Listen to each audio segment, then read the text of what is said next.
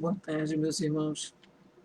Mais uma vez estamos aqui reunidos para fazermos as nossas reflexões, pararmos um pouco o nosso dia, né, para pensar coisas tão diferentes. E com preparação para a nossa reflexão dessa tarde, nós vamos ler uma passagem que está no Evangelho de Mateus, capítulo 1, versículo 18 a 23. Ora, o nascimento de Jesus Cristo foi assim. Estando Maria, sua mãe, desposada com José, antes de se ajuntarem a ela, se achou ter concebido do Espírito Santo. E como José, seu esposo, era justo e não a queria infamar, intentou deixá-la secretamente. E projetando ele isso, ela que em sonho lhe apareceu, que em sonho lhe apareceu um anjo do Senhor, dizendo: José, filho de Davi, não temas receber a Maria, tua mulher, pois o que nelas a gerou é do Espírito Santo.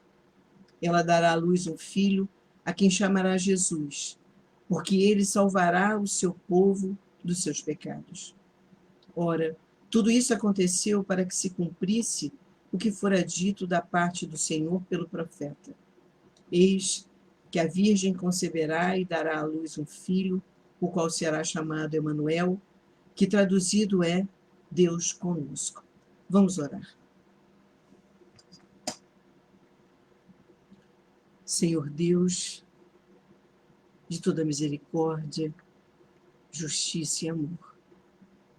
Mais uma vez, Senhor, estamos aqui reunidos em Teu nome e lhe pedimos que inspire os nossos pensamentos, inspire a nossa palavra, para que possamos, Senhor, ser mediadora do Teu Evangelho, dos Teus estudos, da reflexão.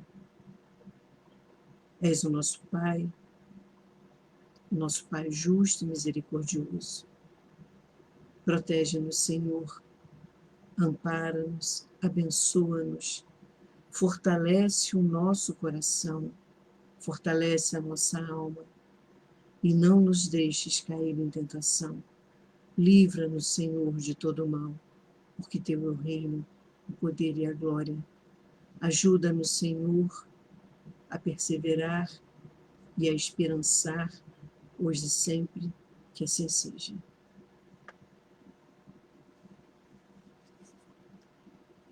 Meus irmãos, coube-me o estudo e a reflexão de uma mensagem que está no livro Emanuel, psicografado por Chico Xavier, e que é de Emanuel, uma mensagem de Emanuel. O nome do livro é que se chama também Emanuel. E está no capítulo 2, tem o nome Ascendência do Evangelho. É um capítulo que não é muito extenso, mas também não é muito pequeno. Então, nós vamos fazer alguns recortes para a nossa reflexão dessa tarde. E a gente começa aqui, logo no título, falando da ascendência do Evangelho. Ascendência do Evangelho significa ascender, significa crescer, subir. Então, é o momento de refletirmos sobre a subida do Evangelho, sobre o crescimento do Evangelho, ou sobre o nascer do Evangelho, a partir da passagem do Evangelho que lemos, em que é anunciado o nascimento de Jesus, que é preparado o momento em que nós receberíamos, como diz o Evangelho, aquele que iria nos livrar dos pecados e que seria o Deus conosco. Então, a ascendência do Evangelho aqui, né, significa como se fosse uma origem, né, ou crescimento, o período em que vem do passado para o presente. Então, esse nascimento do Evangelho representa, e Emmanuel deixa claro aqui nessa mensagem, representa o nascimento do Cristo. Existem algumas reflexões sobre o anterior a Jesus, e uma coisa é certa, né, uma coisa é clara, que deve estar clara para todos nós, que a ideia do Deus, né, e até em muitos livros, quando não se fala do Deus, o Deus Pai, o Deus justo, o Deus misericordioso, o nosso Deus, normalmente se vê escrito Deus em letra minúscula. Por que será que será um erro de digitação? Não. Porque a ideia de Deus, ou o desenvolvimento da ideia de Deus e de todo o processo de religar a Ele, né, é um processo, ele é um caminho. Por isso a ascendência é como se, no passado, o Evangelho não é o Evangelho que conhecemos hoje. Não é o Evangelho de Jesus. Então, o desenvolvimento da ideia de Deus e do processo religioso da humanidade acompanha, né, todo o processo de evolução da Terra, evolução intelectual, evolução moral, do próprio ser humano, de todos nós. E é uma conquista, né, que uma coisa está ligada à outra. A ideia primitiva de Deus, se é que a gente pode falar assim, mas a ideia primitiva de Deus, né, é aquele Deus que é concebido e descrito sobre a forma humana ou com atributos humanos. Não é um Deus que está acima de todos nós. Não é um Deus, é como se o Deus do passado fosse o Deus de hoje, perdão. O Deus do passado fosse um representante de nós, caracterizado como um homem, né? Com barba ou sem barba, mais velho ou não mais velho. É a necessidade que o homem tinha, e ainda existe, infelizmente, a necessidade que o homem tem de trazer um Deus que está acima de todas as coisas para mais perto de nós, como se fosse um igual a nós. Como Jesus não é um igual a nós. Jesus é o verbo que se fez carne. Jesus é a expressão de Deus. É a palavra e é a ação. Jesus não é um de nós. Né? Está muito acima de todos nós. Agora, a concepção de um Deus criador do universo, de todos os seres, de todas as coisas, que estava muito distante, né? E que muitos os períodos e a evolução foi acontecendo, é lá dos primeiros habitantes da Terra. Né? Havia ainda uma referência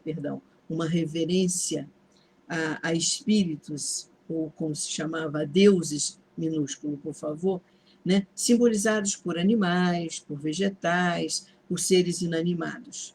Não era o Deus Pai, Senhor de todas as coisas.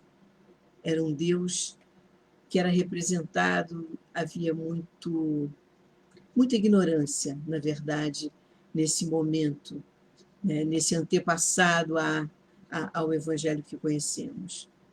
A presença e ascendência do Evangelho significa, diz Emmanuel aqui, ele fala assim, nenhuma expressão fornece imagem mais justa do poder daquele a quem todos os espíritos da terra rendem culto do que João, o evangelista João, no seu evangelho disse, no princípio era o verbo. E Emmanuel diz que não há nenhuma forma de representação mais fiel do nascimento e da anunciação e da ascendência do evangelho com essa frase, no princípio era o verbo, e o verbo, né, é a expressão de um pensamento de Deus, se fez, né, é a palavra, se fez carne. O verbo veio até nós, né, e tornou-se, nós conhecemos o Cristo. Jesus, diz ele, personifica a sabedoria e o amor, enviando os seus iluminados mensageiros em todos os tempos aos agrupamentos humanos. Emmanuel fala mais um pouco à frente. Desde que o homem conquistou a racionalidade, vem-lhe fornecendo a ideia da sua divina origem, o tesouro das concepções de Deus e da imortalidade do espírito, revelando-lhe em cada época aquilo que a sua compreensão pode abranger. Então, Emmanuel começa dizendo, fazendo um pouco desse retrospecto, dizendo que a ascendência, antes dela, o passado, o homem sempre buscou algo maior, algo melhor, algo superior a ele. Mas de início, muitas eram vamos dizer assim, muitas eram as confusões.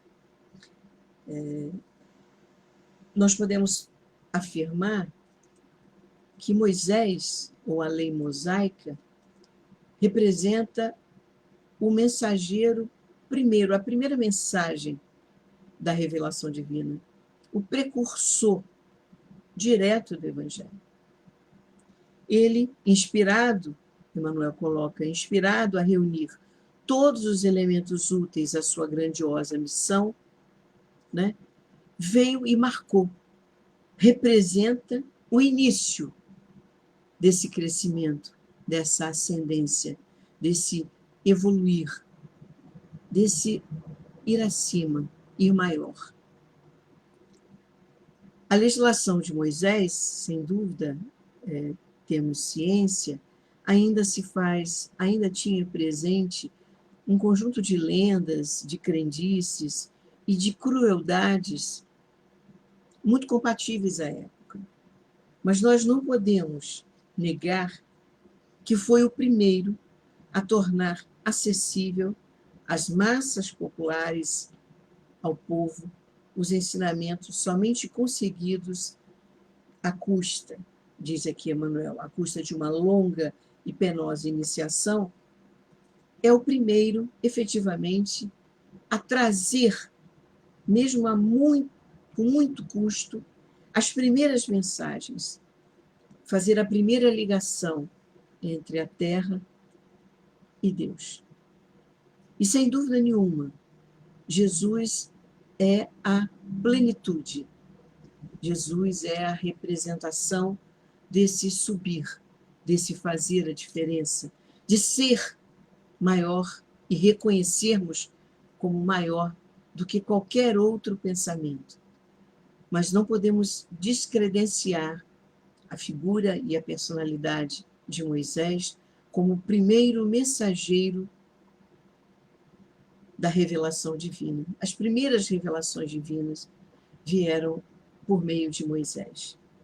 E aí Emmanuel fala, com o nascimento de Jesus, há o que uma comunhão direta do céu com a terra. Como disse a passagem de Mateus, é o Deus conosco. Vamos repetir, para que a gente possa compreender. Emmanuel coloca aqui, ele afirma, que o nascimento de Jesus, a vinda de Jesus à Terra, representa uma comunhão, uma ligação, uma conexão, usando um termo mais atual, uma conexão direta entre o céu e a terra. É o Deus conosco, efetivamente é o Deus conosco.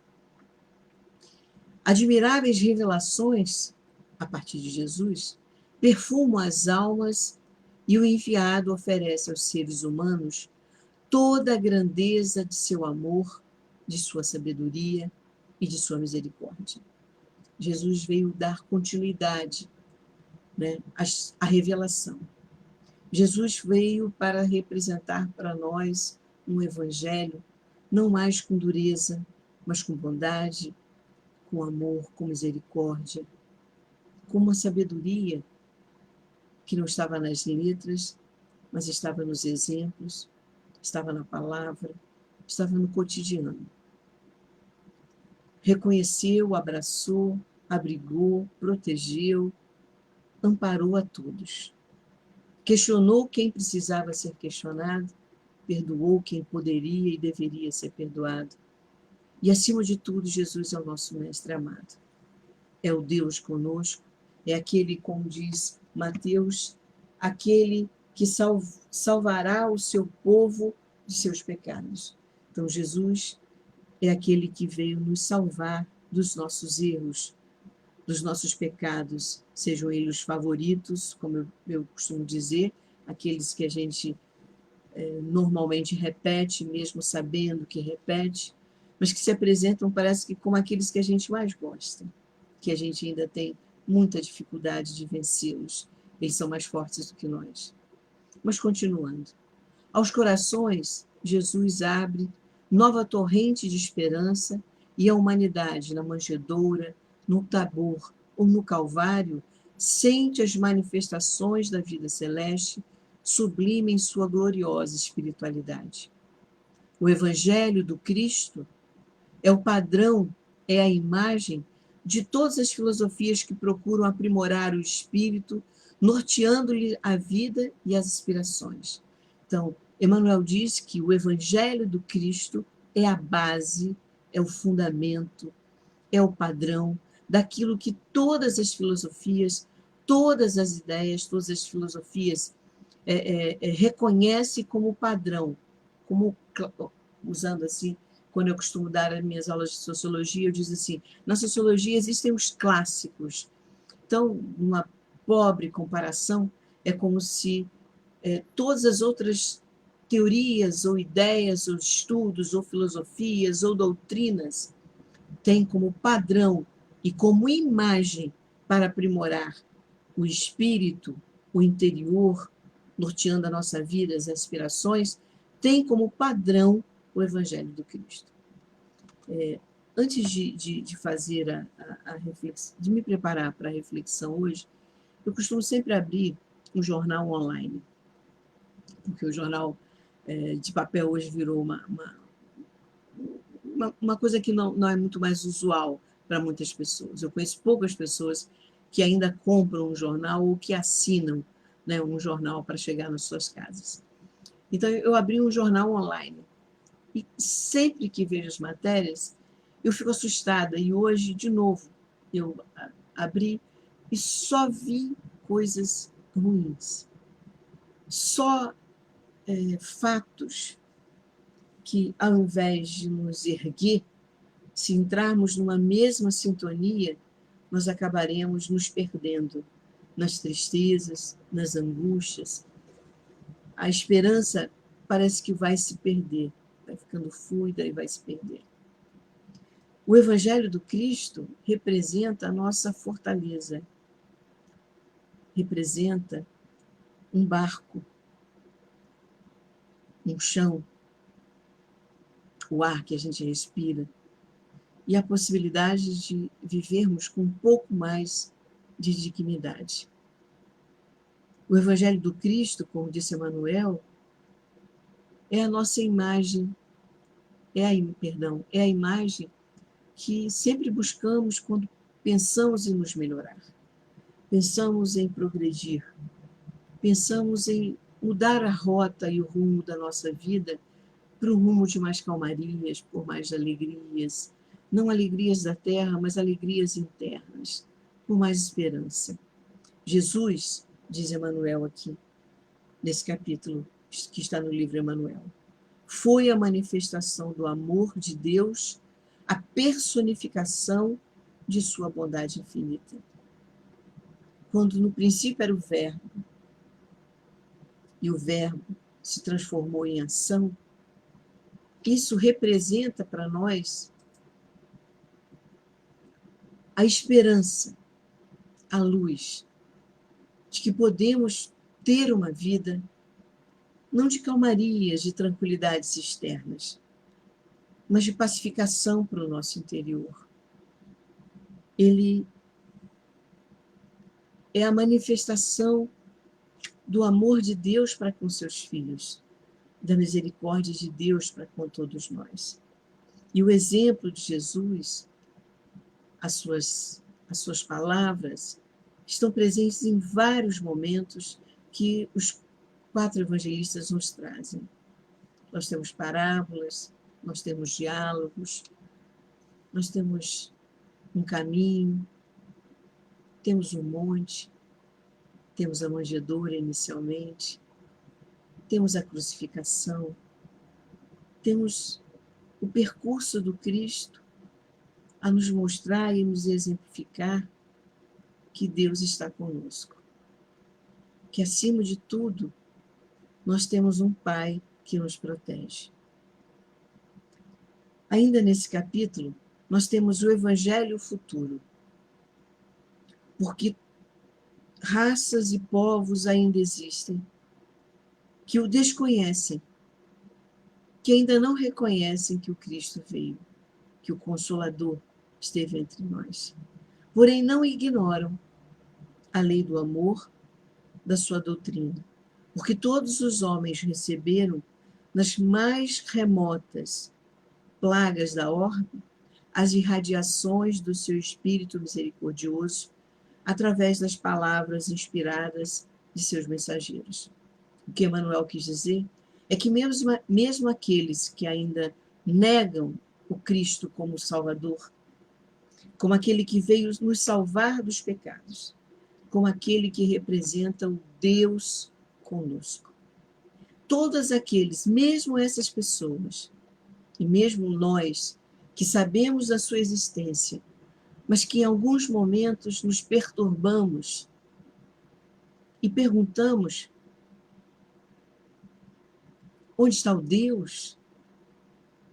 Nos sentimos, em alguns momentos, talvez abandonados, tão ignorantes que somos, tão pequenos ainda que somos, tão frágeis que somos. Mas ele fala assim, não importa, Emmanuel diz assim, não importa. Mesmo aqueles que ainda não reconhecem o Cristo, a sua vinda, o seu consolo, a sua representação, o que ele representa enquanto mensagem de Deus para todos nós, de dizer, olha, eu estou aqui, eu me faço presente, eu lhe seguro as mãos, eu lhe seguro no colo. Mesmo a essas pessoas, Emmanuel aqui diz, as irradiações do seu Espírito misericordioso atingem a todos nós, mesmo aqueles, mesmo qualquer um de nós que o negue, ou qualquer um de nós que duvide da sua existência. O Evangelho do Divino Mestre ainda encontrará por algum tempo, diz Emmanuel aqui, resistências.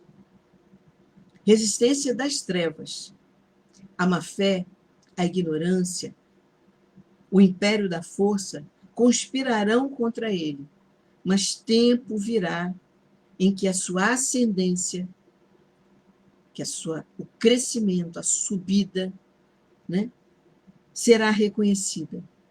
Nos dias de flagelo, de provações coletivas, é para a sua luz eterna que a humanidade se voltará tomada de esperança. Então, novamente se ouvirão as palavras benditas do Sermão da Montanha, e através das planícies, dos montes e dos vales, o homem conhecerá o caminho, a verdade e a vida. Emmanuel quis nos colocar aqui, quis nos fazer repensar e refletir sobre uma questão. Ele disse que ainda o Evangelho, mesmo já tendo vindo, já estando à nossa disposição, temos vários e vários exemplos e momentos da passagem do Cristo, e nós espíritas, através do Chico Xavier, dessa alma boníssima, que se doou por nós, temos quantas mensagens. Não precisamos comprar e não precisamos ter mais nenhuma novidade. Se pegarmos todas as psicografias e os livros publicados por Chico, nós teremos uma vida e mais muitas outras vidas de aprendizado. Qual novidade ainda teremos para além daquelas? É claro que Chico nos disse, que André Luiz colocou, que ele só levantou um véuzinho, que muito há ainda por conhecermos do plano espiritual. E se não conhecemos, é porque ainda não temos condição de ouvir, de ler, ou de viver isso de uma forma mais plena. Então, o que nós temos é o que podemos ter. E o Evangelho do Cristo nos é suficiente. Por quê? Porque o Evangelho do Cristo é a manifestação de Deus para com todos nós. A manifestação da sua misericórdia, do seu amor, da sua bondade, da sua justiça. Justiça essa que não é igual à dos homens, porque esta justiça é igual para todos, e esta justiça é misericordiosa, porque entende os nossos erros, atende aos nossos pedidos, às nossas súplicas, nos abraça, nos ampara, nos fortalece. Olha esse momento que estamos vivendo, um 2020, que se perguntássemos a 2019, o que vem por aí, nós não acreditaríamos. Às vezes eu fico em dúvida do que aconteceu em janeiro e fevereiro. E aí eu me lembro de um fato difícil, vivido por uma amiga, e que, graças a Deus, né, foi vencido e teve todo o apoio. E eu me lembro desse momento. Né? Foram dias difíceis para ela e para a família, mas ela está aí firme e forte. É o que eu me lembro desse ano, do amor de Deus para com uma mulher, sua família mais direta, marido e filhos, e para sua mãe, seus irmãos e amigos que a conhecemos. Então, se eu tiver que lembrar de 2020 uma coisa boa, eu vou me lembrar disso, da manifestação de Deus, da bondade de Deus, da esperança que foi plantada no coração de uma família, quando se deparou com uma grande mudança, com uma grande dificuldade, um grande teste, mas que se apresentou como uma grande oportunidade de repensar, de refletir o que vou fazer da minha vida daqui para frente. Então, 2020, sem dúvida nenhuma, deve ter na vida de cada um de nós, dentro ou fora da pandemia, momentos em que nós vamos ver claramente a manifestação de Deus em nossas vidas. E entendamos manifestação de Deus para com cada um de nós como amor, bondade, justiça e misericórdia. Essas passagens que estamos vendo, o Brasil, por exemplo, perdeu milhares de pessoas, desde mais velhas, idosas, né, ou crianças, ou jovens, ou adultos, vítimas do Covid-19, mas, com certeza, muitas famílias se chegaram mais perto de Deus, perceberam a sua presença, o seu amor. Essa mensagem de hoje me fez refletir que essa ascendência do Evangelho ainda se faz dentro de nós. Ainda não temos o Evangelho vivo dentro de nós, mesmo com Cristo já tendo vindo, mesmo com tantos exemplos, mesmo com a palavra que temos acesso, mesmo com todas as nossas mensagens, né, que Chico, o bondoso Chico, o iluminado Chico nos doou, nós ainda estamos vivendo dentro de nós um processo ainda de ascendência. Ainda somos muito rudes, muito brutos, muito ignorantes, e ainda nos colocamos cegos diante de tudo que se manifesta enquanto amor, bondade, justiça e oportunidade. Antes de terminar a nossa reflexão, e vou terminar fazendo a leitura dessa mensagem, que uma amiga hoje colocou em um dos grupos de WhatsApp, que eu faço parte da Escola Jesus Cristo, e eu queria agradecer agora publicamente a Marta, porque meu dia amanheceu hoje com o Pai Nosso vindo virtualmente, e ao ler o Pai Nosso eu fiz a oração do meu dia, e essa oração me fez me sentir viva, revigorada. Então, gostaria de agradecer a Marta Barreto por ter colocado a mensagem chamada Pai Nosso de Emanuel, que eu termino aqui fazendo a nossa oração, né, e pedindo a todos que, com a leitura da mensagem, a gente possa se despedir, encerrar nossos estudos. Peço desculpas Se ainda não consegui atingir ao que a mensagem quis dizer, mas vamos fazer a nossa oração e evocarmos o nosso pensamento, o nosso olhar para dentro de nós, voltados para essa ascendência, para que Jesus se acenda cada vez mais dentro da nossa alma, dos nossos pensamentos e das nossas ações. Vamos orar, meus irmãos. Nosso Pai, que estás em toda parte, santificado seja o teu nome no louvor de todas as criaturas. Venha a nós o teu reino de amor e sabedoria. Seja feita a tua vontade acima dos nossos desejos, tanto na terra quanto nos círculos espirituais. O pão nosso do corpo e da mente dá-nos hoje. Perdoa as nossas dívidas, ensinando-nos a perdoar nossos devedores com esquecimento de todo mal. Não permita, Senhor, que venhamos a cair sobre os golpes da tentação de nossa própria inferioridade. Livra-nos do mal que ainda reside em nós, porque só em Ti brilha a luz eterna do reino, do poder, da glória e da paz, da justiça e do amor para sempre.